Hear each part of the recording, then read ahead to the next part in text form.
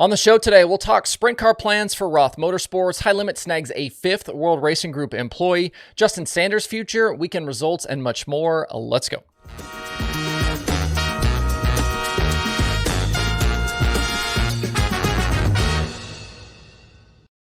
It's Sunday, January 7th. I'm Justin Fiedler. This is Dirt Tracker Daily. We'll start your Sunday off with some weekend race results. Down at the Wild West Shootout, things got underway last night with the first of 6 race programs. In a feature that went caution-free, Cade Dillard picked up the first $10,000 winner's check of the event. He started outside front row, rolled the top to the lead at the start, and was able to keep Bobby Pierce at bay in the closing laps. It was a tight battle to the end, though, with Garrett Alberson also in the mix. Those three, you basically could have thrown a blanket over them those last couple of laps. They all had to work through lap traffic as well. Tyler Erb finished 4th on the night, with Kyle Larson charging from 14th to 5th in his first dirt late model race in several months. Dillard actually won twice on the night, also picking up the $2,000 modified victory over Johnny Scott and Terry Phillips. This past week, I had a moment on the Daily Show where I said that Brandon Shepard would likely be Bobby Pierce's closest competition for the Outlaw title in 2024, and I shared part of that clip to TikTok. And I had a comment on that TikTok from someone saying we shouldn't sleep on Dillard as an Outlaw title contender as well. We've certainly seen Dillard finish top 3 in Outlaw points in the past, but that team would have to take a very big step forward to go from 10th and no wins in 2023 to a championship contender in 2024. To put a number on it, Pierce's average finish this past year was just a tick over 5th to go along with 14 wins and the series championship. Dillard's average finish was over 11th over the same season. It would take a turnaround of pretty epic proportion to jump that far in one season. The 97 was certainly fast last night, but let's see how that team does as the year starts to play out against the Outlaws before we start calling them a title contender. The Wild West Shootout continues tonight with another 10,000 to win show for the Super Late Models. If you aren't headed to the racetrack, you can watch it live over on Flow Racing. At the Talladega Short Track, Ryan Gustin was a $7,500 winner at the Ice Bowl. It was his first time out in his new deal, partnered up with Todd Cooney. He got around Christian Hanger for the lead before halfway and then held off Oakley Johns at the end. Hanger, Ray Cook, and Sam Seawright were the rest of the top 5. The next time we'll see Gustin is for the Outlaw opener at Volusia, for the Sunshine Nationals in a few weeks. In recent days down under, we saw Brad Sweet win again during Western Australia Speed Week. He topped Trent Pigden and Brock Zierfoss at Bunbury. I've been told it's not Bunbury, that it's actually Bunbury, but I'm not going to call it Bunbury. And at Toowoomba, we had 3 different winners in 3 nights. Carson Macedo won the opener over Brock Hallett. Lachlan McHugh won night 2 over Ryan Newton and Jock Goodyear. And then the 30,000 win finale went to Goodyear, who led all 35 laps, topping Jack Corbett and Carson Macedo. This week, 410 sprint car shows down under include Lismore on Tuesday and weekend action at Avalon and at Perth. Here in the U.S., Chili Bowl practice is going on all day today in Tulsa. It's actually happening right now as you watch this. And then the first prelim night is set for tomorrow. That is Monday. We should be somewhere around 370 cars for the event. ChiliBowl.com at the moment has 373 on the pre-entry list. If you are playing the pools for obviously entertainment purposes only, you've got the rest of the day today and Monday before hot laps to make your selections. I know a lot of you wait until practice day to decide to try and get an idea of pace for some of these drivers and teams in the building. If you want to go even further on your Chili Bowl research, a month of Dirt Tracker Plus is only $4.99, gets you all the stats and info on the event that you can handle. See more details and sign up over at DirtTracker.com/GetPlus. Back on Friday night, David Gravel was live again on YouTube with another guest, and if you haven't checked these out yet, I definitely encourage you to do so. Especially at a point in the year where there kind of isn't much else going on, these Gravel shows are a really good watch. The Friday guest was Tyler Courtney, and they talked about a bunch of different topics, including Sunshine's decision to go high limit, the state of the sport of sprint car racing. They talked to Chili Bowl. They talked a lot of things. One thing I wanted to hit on that Gravel mentioned was the plans for Roth Motorsports for 2024. They're really the last major sprint car team who hasn't announced anything yet, at least in terms of their national touring plans. Gravel and Sunshine were talking about the current list of full-time teams for both High Limit and the Outlaws, and Gravel said he'd heard that both Buddy Kofoid and James McFadden were going full-time on the Outlaw side in those 2 Roth machines.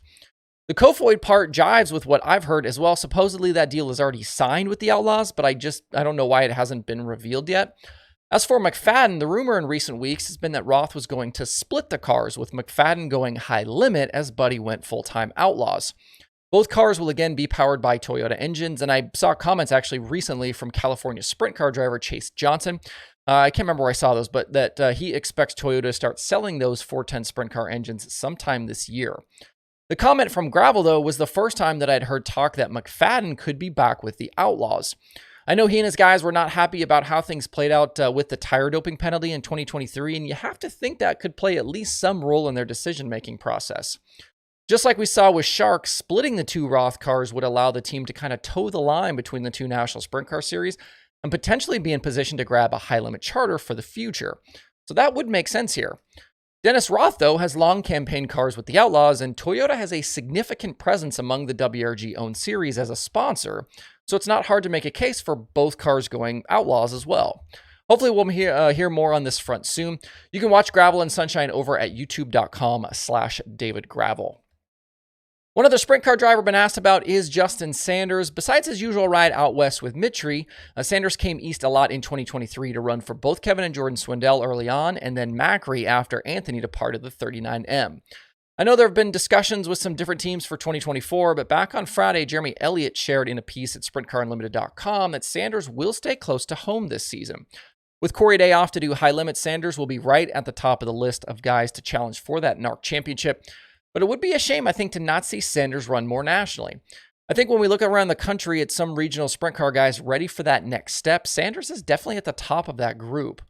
I think Sanders is an example of somebody who could be hurt by the lack of kind of no middle or second tier series like the All-Stars. He could certainly take the jump to full-time high limit or Outlaws and be just fine, but I do think his progression will be helped by a season or two competing at a step below that level, kind of let him learn on the road first. As 2024 progresses, though, I wouldn't expect the silly season stuff to slow down that we've kind of seen here over the past 12 months. And I think Sanders should be on the top of the call sheet for car owners who are looking for a better option.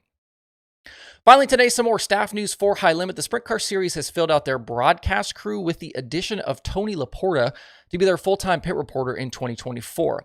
He'll join Chase Rodman on those Flow Racing broadcasts and on the PA system at High Limit shows. TLP has spent the past 2 seasons creating content at WRG after being the main USAC announcer for the 2021 season. LaPorta moved over to USAC after several years on the mic with IndyCar and IMSA and took heat early in his tenure for struggling through his opening weekend. It didn't take long, though, for him to find his stride, and I thought at the time that his ouster was premature. I thought he could have been a good candidate, too, for the main announcing job at High Limit, which I talked about on a daily show, but I think this pit reporting gig is the next best thing. I think he'll do really well in that role, especially as he's gotten to know so many of these wing sprint car teams and drivers the past 2 seasons working with the Outlaws.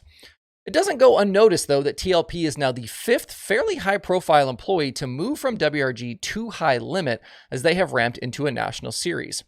In the past year, we've seen Brian Walker swap PR roles, Mike Hess and Anthony Carini go from the Outlaw Tower to High Limit, and Chase Rodman and TLP slide into these new announcing spots. I've said before that if you're starting a big-time sprint car series, the best place to snag talent is the already existing incumbent, and High Limit has played that card here several times now. These are all guys who will be able to slide into their new jobs with minimal transitions, and I think that will be big for High Limit when the season starts. There's no going to be learning new people and trying to figure out roles and trainings and all of that stuff. These guys have all worked together, and they all know how to do these roles. That's going to be big for High Limit and getting off the ground quickly and not having any problems. On the flip side, WRG has a strong history of finding and growing new talent, and I wouldn't expect them here to skip a beat. Walker was already placed by Alex Neaton. Rodman's pit reporter spot is going to Connor Wade. TLP's job is posted at the moment, and I don't know of a replacement yet for Anthony Carini. I think the Outlaws will be okay there, though, as longtime series scorer Eloy Gutierrez is still very much in the mix.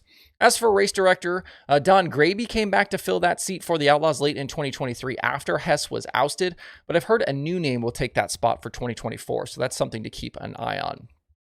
All right, that's it for the show today. DIRTRACKR.com is your place for news, the streaming schedule, and a whole lot more, so make sure to add it to your rotation of daily internet stops. Hope you guys have a great rest of your Sunday out there. We'll see you right back here tomorrow.